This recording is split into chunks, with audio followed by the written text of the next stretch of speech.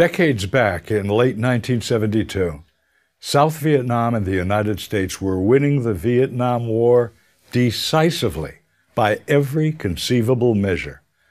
That's not just my view.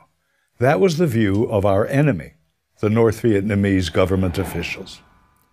Victory was apparent when President Nixon ordered the U.S. Air Force to bomb industrial and military targets in Hanoi, North Vietnam's capital city, and in Hai Phong, its major port city. And we would stop the bombing if the North Vietnamese would attend the Paris peace talks that they had left earlier. The North Vietnamese did go back to the Paris peace talks, and we did stop the bombing, as promised. On January the 23rd of 1973, President Nixon gave a speech to the nation on primetime television, announcing that the Paris Peace Accords had been initialed by the United States, South Vietnam, North Vietnam, the Viet Cong, and the accords would be signed on the 27th. What the United States and South Vietnam received in those accords was victory. At the White House, it was called VV Day, Victory in Vietnam Day.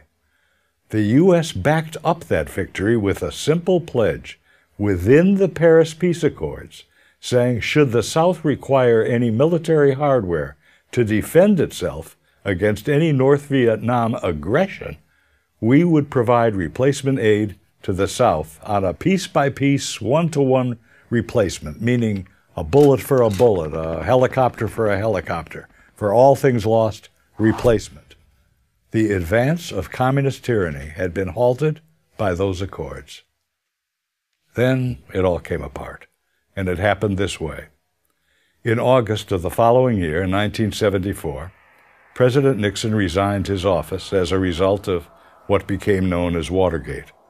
3 months after his resignation came the November congressional elections, and within them the Democrats won a landslide victory for the new Congress. And many of the members used their new majority to defund the military aid that the United States had promised, peace for peace, breaking the commitment that we made to the South Vietnamese in Paris to provide whatever military hardware the South Vietnamese needed in case of aggression from the North.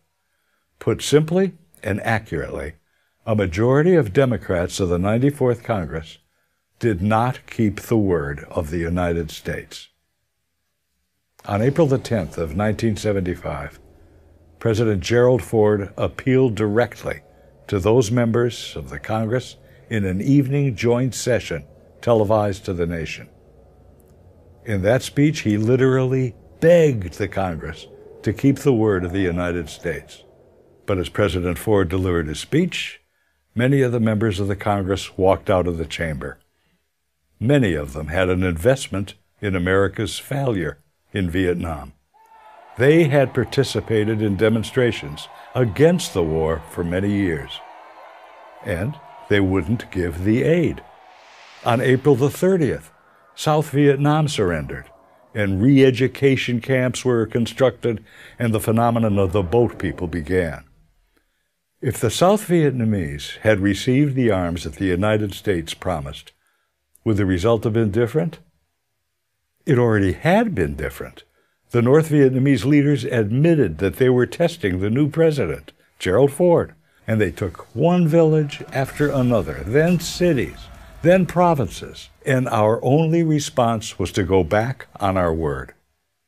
The U.S. did not resupply the South Vietnamese as we had promised. It was then that the North Vietnamese knew they were on the road to South Vietnam's capital city, Saigon, that would soon be renamed Ho Chi Minh City. Former Arkansas Senator William Fulbright, who had been the chairman of the Senate Foreign Relations Committee, made a public statement about the surrender of South Vietnam. He said this, "I am no more distressed than I would be about Arkansas losing a football game to Texas." The U.S. knew that North Vietnam would violate the accords, and so we planned for it. What we did not know was that our own Congress would violate the accords, and violate them, of all things, on behalf of the North Vietnamese. That's what happened. I'm Bruce Hershenson.